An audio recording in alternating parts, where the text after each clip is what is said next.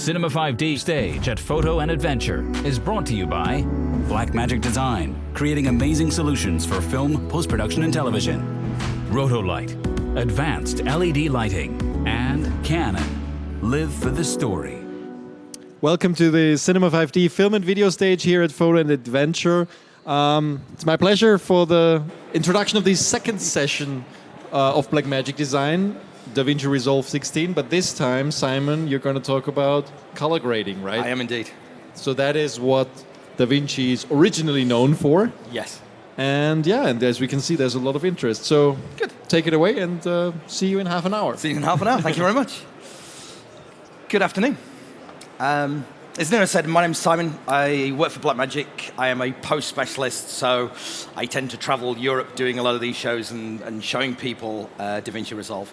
Can I just ask, how many of you use Resolve at the moment? Do some of you use Resolve? A few of you do. Do you use it primarily for color correction? Do you do some editing with it? Or everything? Pretty much everything. So yeah, basically what I'm going to do this afternoon is I'm just going to touch on Resolve's color correction tools, because this is where we came from. We were always known as a color correction tool, and then we've added bits as we've gone along. So you have a color page just here. This is what the color page looks like. And mainly when you open it, it looks a little bit intimidating at first, but basically in the top left-hand corner, you have a gallery, and the gallery shows you basically where you can save your grades. You can basically save any grade that you do. You have a viewer here, which is whatever clip you're looking at. You have a node window in the top right. And again, with the node window, I'll come back to why we use nodes. We have a thumbnail view that shows you all the clips in your timeline. And then down the bottom here, we have, they're basically called left, middle, and right, the three windows at the bottom. And the left window contains a lot of your primary color correction tools. The middle window contains a lot of your secondary correction tools. And then I have my right window that contains a lot of video scopes. Now, again, do bear in mind, there's lots of different ways of doing color correction in Resolve. And I'll just show you sort of the most common ones that people use. So to begin with, if I'm sort of working on a shot like this, I can take a look in my parades. Have you guys seen parades before? Some of you have, some of you haven't. Basically, a parade shows you the red, green, and blue levels in your image. And it runs from 0, which is black, to basically 1023, which is white. So you can use the scopes to sort of work out what is wrong with your image or what may need correcting. So in the left-hand side here, I have a lift, gamma, and gain wheel. And if you think of these roughly as sort of shadows, midtones, and highlights. So your lift is your shadows, your gamma is your midtones, and your gain the highlights. And under each sort of little wheel, I have a wheel that basically allows me to adjust the hue and saturation of maybe a shadow area, a midtone, or a highlight. And then I have a slider underneath that allows me to adjust the luminance. It allows me to adjust the contrast. So, very basically, if I took a look at a shot like this, you can see in the parade, sort of the bottom of the parade sits way above black.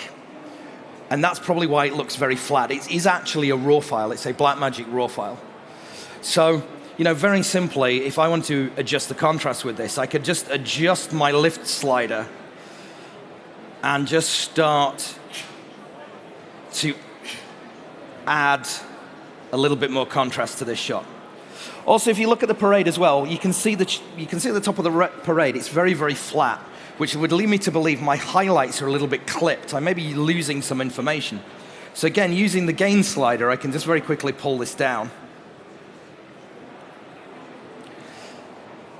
So if I just simply disable my grade, very quickly you can see I've just adjusted the contrast using my controls. If I go full screen on that, I very simply adjusted my controls and I've added a little bit more contrast into the shot.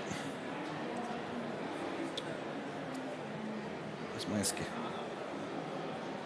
Sorry, my touch bar was wandering off and doing its own thing then. And again, if you take a look at this as well, if you look at this shot, it looks a little bit cold. And can you see in the parade, the blue graph seems slightly higher than the red and the green.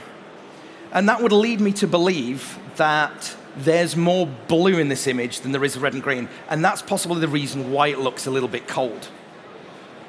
So what I could do is, I could maybe use my lift, gamma, and gain, or I have an offset wheel as well. And basically, offset just does everything all in one go. So what I can do with this is if I pull the offset wheel slightly away from blue, so if you have a color in an image, if you want to get rid of it, you add what we call the complementary color. So I've got blue. So in this case, if I drag the offset more towards yellow, you can see it sort of warms the shot up. So there we go. That's just a very straightforward how you might simply use scopes to correct a shot. But there's a lot more to color correction than just, sort of doing a balance. You can be very, very creative with it. So what I'm going to do is I'm going to take a look at this shot here. Now, as I was saying, these are all Blackmagic raw files. So for those of you who shoot stills, you might drop a still into Lightroom, and it doesn't look like a flat raw file. It will use the sensor information and debuyer to give you a full color profile.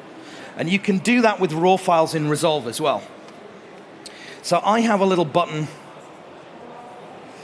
down here that looks like a little camera icon. And as you can see, it gives me a tooltip that says Camera Raw. So if I click on Camera Raw, you can see I can say, well, decode. I can actually, use the camera metadata, sort of how it was shot, or I can do this on a clip-by-clip basis. And at the moment, the color space that I'm using is just the default from the camera. But sort of like stills, with video, you have certain color spaces that you deliver. One of the most common ones, and the one you will watch most of the time, is something called Rec. 709. It's a standard for HD broadcast delivery, but most people, when they work in video, work with Rec. 709. So what I can actually do in here is I can actually change the color space that I'm working in, and I can actually say, well, make this Rec. 709, and also the gamma I want to use is Rec. 709 as well. And as you can see with this clip, it will stop looking like a raw file and now start to look like it's got a lot of color. But you'll also notice as well is everything's sort of become overexposed. Because Blackmagic cameras, when they shoot Blackmagic RAW, we shoot a massive color space. And Rec. 709 is actually quite a small color space. But what I'm doing here is I'm just changing the sensor data. So what it means is I can still work in this color space and still recover all my highlights. So once I've changed this, what I can now do is go into my color wheels, and under the gain, you can see on the parade, it's gone way, way over. So if I just drag the gain slider down, as you can now see, I can recover all my highlights. And I can get it to a point. Actually, has this got a lot on it? No. So I can recover that. And I'll get it so my highlights aren't too clipped. Now, because I've brought all my highlights down, it's actually made the clip a little bit too dark. So in my gamma, if I lift the midtones up, and then push the shadows down a little bit, I can get this clip looking sort of more like how I like it, and none of my highlights are clipped. And again, what I want to do with this, it looks a little bit cool. And again, if you look at the parade, you can see that the blue graph is slightly higher than the red and the green, but it's right at the bottom, which would lead me to believe actually in the shadows, there's too much blue, basically. So again, using my lift wheel, I could just adjust this. I'm actually going to just lift this shot a little bit further. There we go.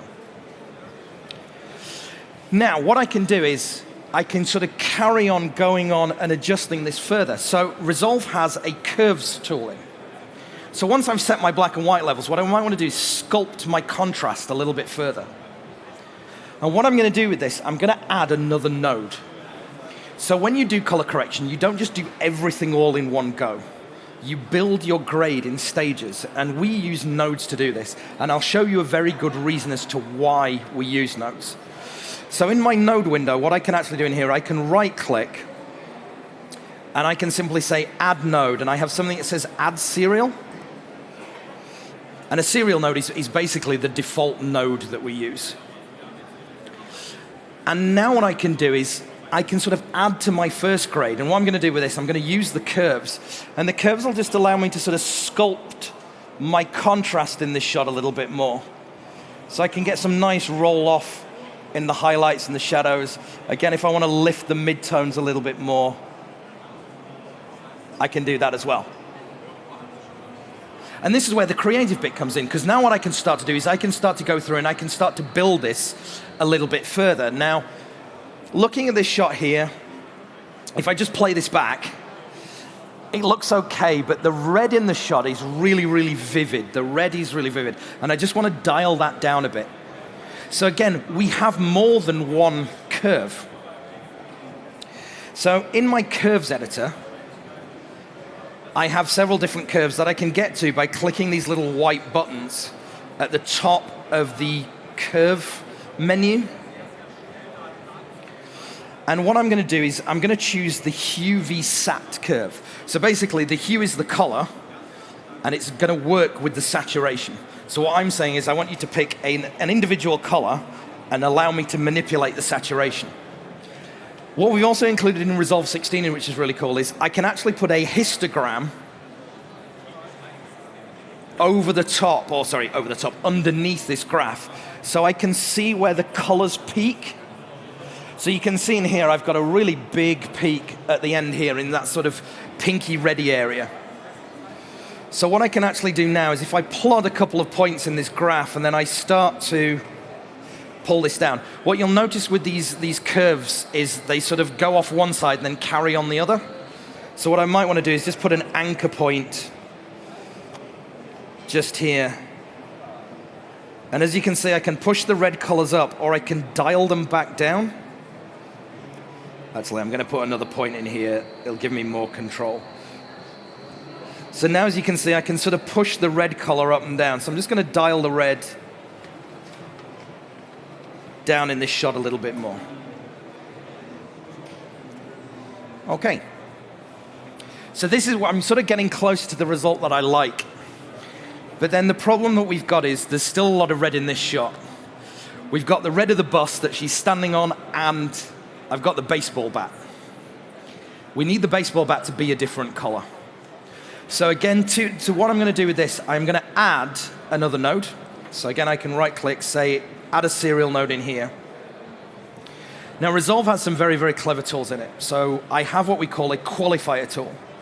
So what the qualifier tool will allow me to do is it will allow me to select a color or a range of colors to manipulate. So the qualifier tool is this little eyedropper tool here. And if I select the eyedropper tool, and we have several different qualifiers. One of the ones I really like is something called a 3D qualifier. And the 3D qualifier is really cool because what I can do is if I just zoom into my image a little bit, with the 3D qualifier, all I've got to do is sort of drag over the color of the bat. And as you can see, it'll sample the colors. And if I hit the highlight button in my canvas, it'll turn off the other colors that I've not selected and just show me the colors that I have selected. Now, at the moment, my selection is okay. I'm really worried about the baseball bat and literally nothing else.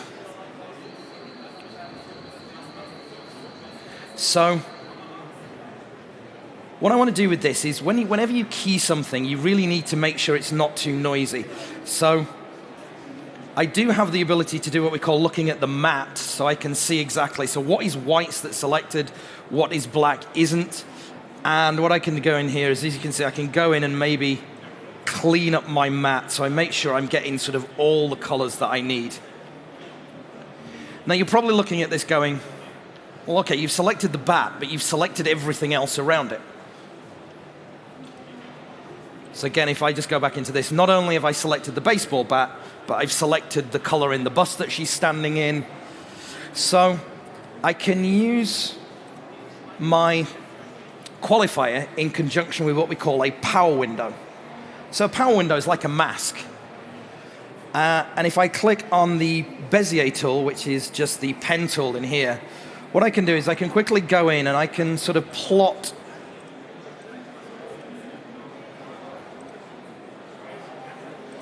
I can simply plot around the bat. But this is video. The bat moves. And this is where Resolve really starts to show off, because next to my power window, I have a tracker tool. So what I can do with the tracker, I'm just going to turn off the 3D element of this. What I can do with the tracker, I can go through and it tracks the movement of the bat. So again, let's go back to that keyframe and go about like that. So you can see when I play this through now, you can see it's followed the movement of the bat.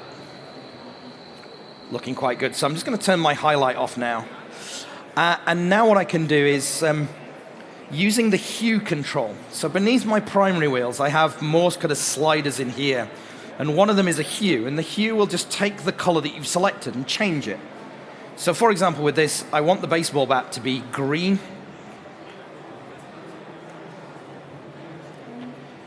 Starting to look good. Okay. Now, that's starting to look natural apart from where a hand crosses the bat. Doesn't look great. You can tell we've masked it.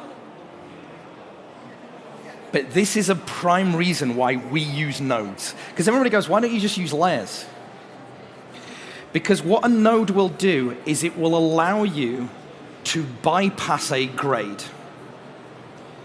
So what a lot of people would try and do with this is, take a look at this shot here. What a lot of people try and do is maybe try and qualify a hand and get rid of it from the original selection. But for me, that takes too long. So what I'm going to do is I'm going to add what we call a layer node. Now what a layer node will do is it will bypass the qualifier that I've done. So again, I can right-click in my node window. And I'm going to say add node, and in this case, I'm going to say what we call add a layer node. So what happens here is I have a node that bypasses my qualifier and then joins it back up at the other side. So at the moment, what happens when you add a layer node, it seems to get rid of the baseball bat key that we've done. But that's not a problem, because what I am going to do is I'm going to select this node here, and I'm just going to zoom into her hand, and then using the same qualifier tool that I used before, the 3D one. I'm just going to drag over her hand and select that. It's looking pretty good. I think she's still got a little bit of green on her hands. And there we go. And again, using my highlight, I can see sort of where her hand is there. And again, using the same tools that I used before, using my sort of Bezier around here, I can quickly plot around her hand, get my tracker to track the movement.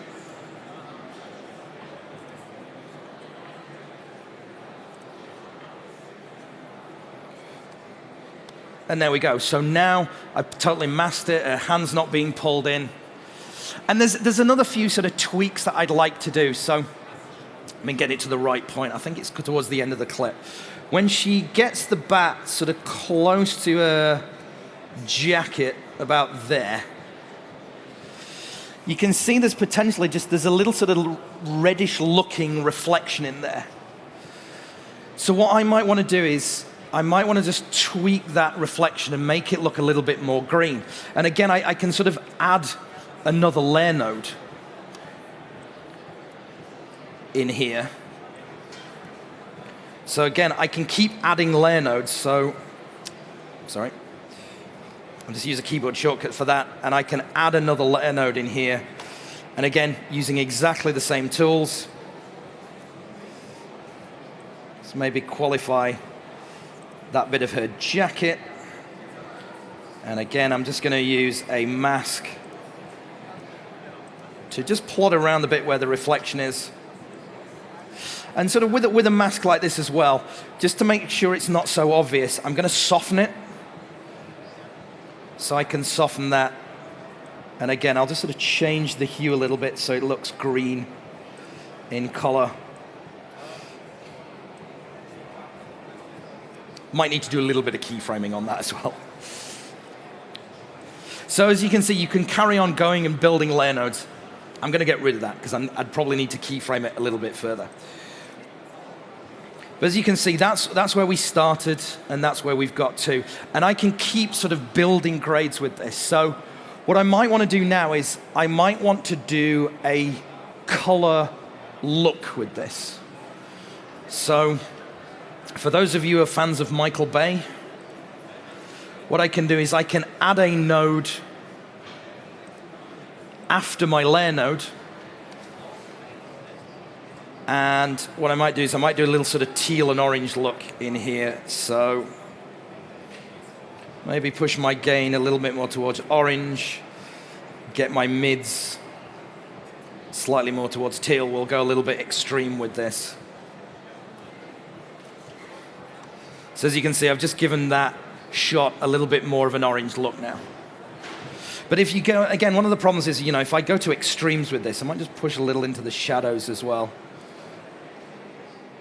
If I go to the extremes with this, one of the problems that we start to get is her skin tone starts to look sort of very orangey. So again, I could use a layer node to bypass this grade that I've done. Tell you what, I will add another node in here. And then what I'm going to do is I'm going to add a layer node. And as you can see, this is where you end up with sort of the spider. It's going to close off my gallery. This is where you end up with sort of a spider's web of nodes. But, it looks fairly complicated, but when you kind of start to build your grade, it starts to make more and more sense. And one of the things I love about layer nodes is it doesn't have to connect to a previous node before. One thing I could do is I could actually go and grab a layer node from sort of 4 or 5 grades forward. Again, another reason why we use layers. The other way I could do this is we've got some really cool features in Resolve as well. We've got some really cool plugins. So for example, I just really want to focus on her face, because her face, we've kind of, with the grade that we've done, it makes it slightly too orange. So I'm going to add a Resolve effect to this. So if I go into my open effects, one thing that Resolve has in it, I'll just do a search for it. I have something called face refinement. This is very cool.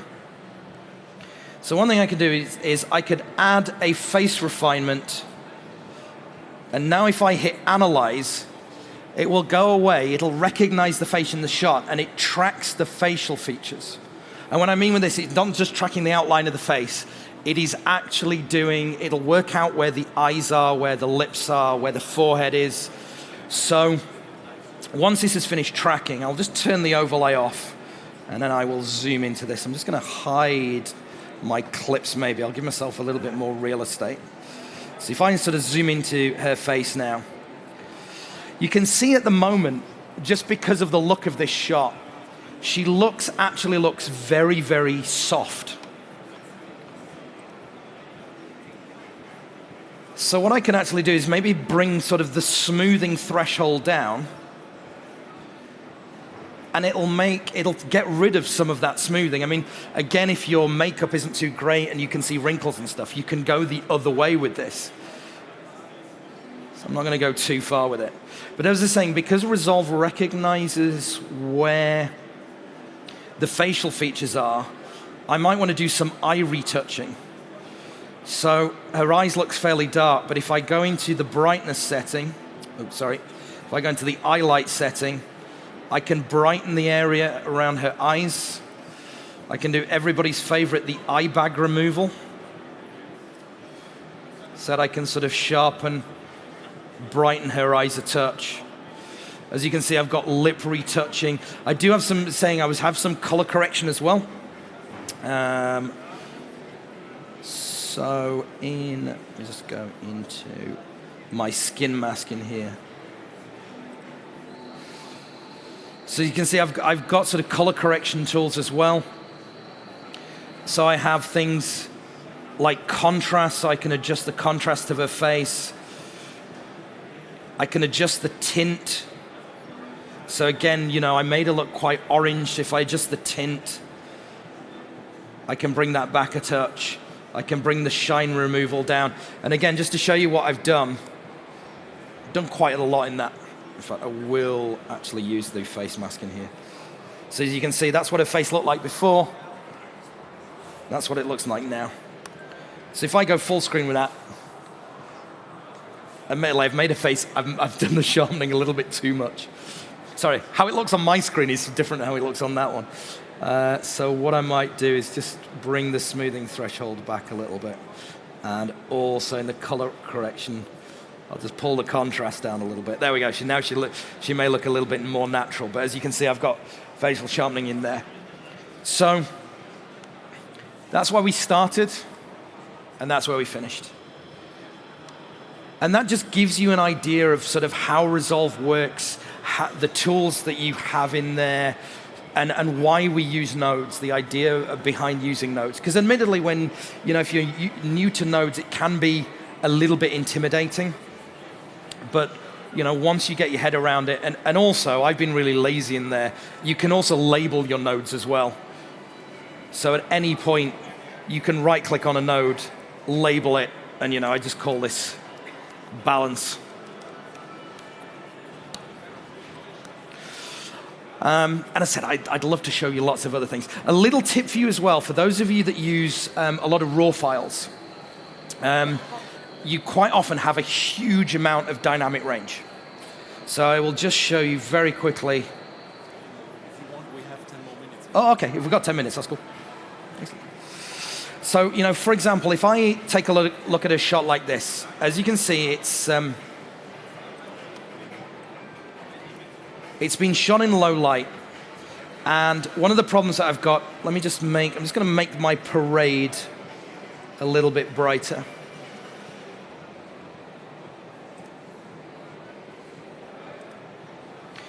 So you can see with this, what I might do is just, if I actually sort of want to bring the highlights down, so you can see they're off the parade at the moment.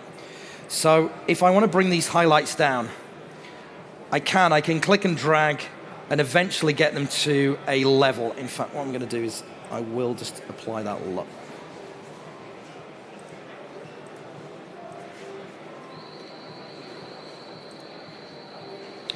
But one of the things is when you, sorry guys, just bear with me. What I will do is I'll just put this into a 709 profile because it shows you sort of the issues that you have. So remember before when I was working with a raw file and I put it in a Rec 709 profile, you're squishing a huge amount of dynamic range into a much lower dynamic range. So as you can see in my parade here, you can see the top of the parade, you can see these little flat bits at the top that show me my image is clipped. And it's sort of the flame area around here. So what a lot of people do is they're very tempted to sort of pull the highlights down until those flames are within the range. But the problem is I've darkened my whole shot. And this is the thing with the lift gamma gain wheels. They affect shadows, midtones, and highlights. But you'll find there's a large amount of overlap in between them. So what people attempt to do at this point is go, okay, I've pushed my highlights down so they're at the safe level. My shadows, well, I'm not going to get much back out of that. It was a low light shot, so I'm not going to get anything back out of the shadows. And then what a lot of people attempt to do is go, well, I'll just lift the gamma. But the danger with that is you will start to add noise to your image. So, you know, you guys probably know, you start to lift anything, you start to add noise. So a little tip for you is instead of using the primary wheels, next to the primary wheels, we have what we call log wheels. And if I change these, and as you can see, these are shadow, midtone, and highlight, but they focus on very, very specific areas. So if you have a low light shot like this, and you say, well, actually, I just want to bring the level of the flames down and kind of leave my midtones as they are, jump into the log wheels, and then as you can see with this, if I pull the highlights down in my log wheel, eventually they'll get to an acceptable level. But as you can see, I'm not affecting my midtones at all. So the log wheels are really cool because they focus very specifically on shadows, midtones, and highlights. People say, well, why don't you use those all the time? And the thing is, the danger with the log wheels is if you go a little bit too far, you end up with sort of unnatural lighting because, as you know, light needs to have a roll-off. And when you get to a specific area, basically it sort of crushes it down and you end up losing detail in the shot. But yeah, it's a very sort of cool way, again, you know, if you're using raw files and you find that you're struggling to sort of adjust the areas that you want because it keeps pulling everything else with it, use the log wheels as it's a lot more specific, should we say. So there we go. Hopefully that's given you a little bit of an overview as to what you can do with Resolve. As I said, we accept, I don't know if you were here earlier, we accept a huge array of formats. So you can grade everything from H.264 all the way up to our own files, so Blackmagic RAW, Cinema DNG, ARRI RAW, whatever you shoot in. And the debias settings are in there as well, so you can use the debias settings, so you can assign a color profile to a file from a RAW camera. The other thing that we've worked really hard on as well is I've just done all of this on a 15-inch MacBook Pro. I've got nothing else plugged into it. I do not have any external GPUs. It is a standard